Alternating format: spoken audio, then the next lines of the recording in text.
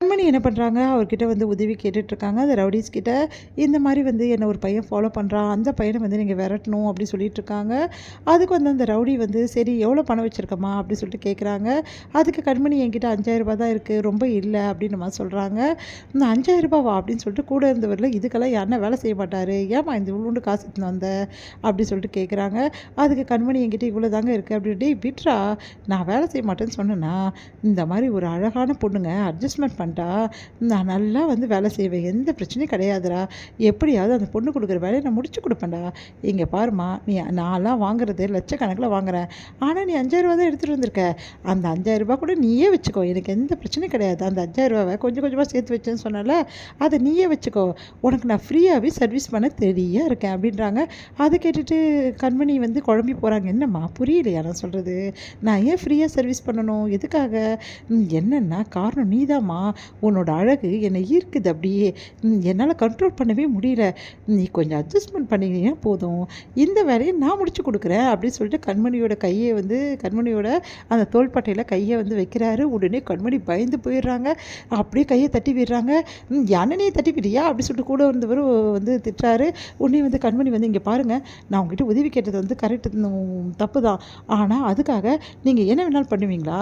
இந்த மாரிலாம் பண்ணாதீங்க." அப்படி சொன்னோனே, "இங்க பாரும்மா, நீ குடுத்த ரூபா செட் ஆகல. அதனால இப்படி தான் பண்ண முடியும்." "சரி, நான் அப்படி செட் ஆகலையா? பரவால்ல விட்டுருங்க. நான் எதுவுமே பண்ண வேணாம்." "அது எப்படி நீ முடியும்? என் இடத்துக்கு வந்து உன்ன விடுவேனா? உன்ன பார்த்தோனே எனக்கு அடையணுன்ற ஆசை அதிகமாகிடுச்சு. இதுக்கப்புறமாலாம் உன்ன விடுற ஐடியாவே இல்ல. வா." அப்படி சொல்லிட்டு கை பிடிச்சு இழுக்கிறாரு. உடனே ஒரு கை வந்து தடுக்குது. பார்த்தா அங்க அன்பு நிற்கிறாரு. அன்புவ பார்த்துட்டு அப்படியே அதிர்ச்சி அடைய, "நீ யார்றா? எப்படிடா உள்ள வந்த?" அப்படின்னோனே, அன்பு ஒரே உதவிடுறாரு. அந்த ரவுடி போய் தூரமா போய் விழுந்துடுறாரு. உடனே வந்து கண்மணி வந்து பயந்து போயிடுறாங்க. அப்படியே அன்புவ கட்டிக்கிறாங்க. கட்டிட்டு அழறாங்க. "கண்மணி ஒண்ணும் இல்ல. பயப்படாத கண்மணி. அதான் நான் வந்துட்டேன்ல." அப்படின்றாரு. உடனே வந்து கண்மணி பயந்து போயிடுறேன். "இவன் யார்டா? ஒருவேளை இவன் தான் அந்த பொண்ணு சொன்ன ஆளா இருப்பானோ? டேய் நீதானா? உன்ன தான் இவ வந்து இந்த மாரி இந்த உலகத்த விட்டு அனுப்புறதுக்காக தேடி வந்திருக்காளா? இவளுக்கு போய் நீ சப்போர்ட் பண்ற? விட்டுட்டு போடா பார்த்துக்கலாம்." அப்படி சொல்லிட்டு வந்து மறுபடியும் அடிக்க வர்றாரு. உடனே அன்பு எல்லாருமே அடிச்சு போடுறாரு. அவ்வளோதான், என் பொண்டாட்டி மேலே கை வச்சுங்க சும்மா இருக்கிறாங்க. "என்னது பொண்டாட்டியா? என்னடா சொல்கிறான் இவன்? என்னடா உண்மையிலேயே இவன் உன் பொண்டாட்டியா?" "ஆமாடா." அப்படி சொல்லிட்டு பயங்கரமாக அடிக்கிறாங்க. அங்கே இருக்கிறவங்களெல்லாம் அடித்து பார்க்குறாரு, அடித்து போடுறாரு. அப்போ கண்மணியை வந்து அந்த ரவுடி வந்து ஒரு கட்டத்தில் வந்து நம்ம வந்து ஹீரோவை அடிக்க வராரு. அப்போ கரெக்டாக கண்மணி வந்து அவர் அடிக்க போகும்போது பிடிச்சி இழுக்கும்போது கண்மணியை வந்து காப்பாற்றிடுறாரு நம்ம ஹீரோ கையை பிடிச்சி.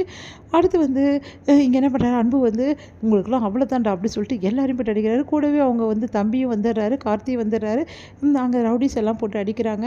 கரெக்டாக வந்து அந்த டைமில் வந்து எல்லாருமே வந்து பிடிச்சிடுறாங்க. பிடிச்சிட்டு பின்னாடி வந்து கையை கட்டி வைக்கிறாரு. "டேய் உங்களுக்கெல்லாம் என்னடா வேணும்? ஏன்டா இப்படிலாம் பண்ணிகிட்ருக்கீங்க?" அப்படி சொல்லிட்டு அந்த ரவுடி கேட்குறாரு. "வேறு யாரும் வேணாடா, நீ தான் வேணும். நீ என்னென்ன வேலை பண்ண, எப்படியெல்லாம் வந்து இங்கே கண்மணியோட சித்தப்பாவை மாட்டி விட்டேன்ற விஷயம் எங்களை எல்லாம் தெரியும். மரியாதையாக நடந்த உண்மை எல்லாத்தையும் சொல்லிவிடு. அப்படி சொல்லலைன்னு நினச்சிக்கோயே, இந்த இடத்துலையே வந்து என்ன செய்வேனே தெரியாதுன்னு" சொல்லிட்டு சமாடி அடிக்கிறாரு நம்ம வந்து வந்து அன்பு. அதை பார்த்துட்டதால, "சரி சரி சரி சரி, நான் இப்போ என்னடா பிரச்சனை உங்களுக்கு? நீங்களாம் யார்டா? நான் யார்டா மாட்டி விட்டேன்?" அப்படின்னோடனே, "இந்த மாதிரி கண்மணியோட சித்தப்பாவோட பேக்கில் நீ தானே இந்த மாதிரி தவறான பொருளை வச்ச." அப்படின்னோடனே அப்படியே இந்த ரவுடி அதிர்ச்சி அடைகிறாரு. "அப்போ நீங்கள்லாம் அவங்க ஆளுங்களா?"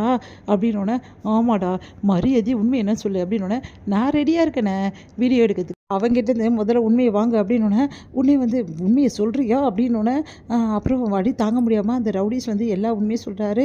"இதை நானாக செய்யலைங்க. ஒரு பொண்ணு தான் எங்களுக்கு வந்து காசு கொடுத்து இப்படிலாம் செய்ய வச்சுது. அந்த பொண்ணு வந்து யாருன்னு எனக்கு தெரியாதுங்க." அப்படி சொல்கிறாங்க. "என்ன சொல்கிற? அந்த பொண்ணு யாருன்னு உனக்கு தெரியாது?" "நிஜமாகவே தெரியாதுங்க. அந்த பொண்ணு என்கிட்ட நேரடியாக பேசலைங்க. சும்மா மறைமுகமாக தான் அந்த பொண்ணு எனக்கு காசு கொடுத்துச்சுங்க. அதனால தாங்க நான் இப்படிலாம் பண்ணிட்டேன். உண்மையிலேயே இதுக்கும் அந்த ஆளுக்கும் எந்த சம்மந்தமும் கிடையாதுங்க. நான் தாங்க தெரியாமல் அந்த பேக்கில் அந்த பொருளை வச்சுட்டோம். இதாங்க நடந்தது." அப்படின்றாங்க. இந்த விஷயத்த வந்து அப்படியே வந்து கோர்ட்டில் அப்படி சொல்லலைன்னா ஒரு பொண்ணுக்கிட்ட தப்பாக நடந்துக்க பார்த்தேன்னு சொல்லிட்டு உடனே நாங்கள் இந்த வீடியோவை வெளியே அனுப்பிச்சிடுவோம். அப்புறம் உனக்கு தான் அசிங்கம்னோன்னே சரின்னு ஒத்துக்கிறாரு.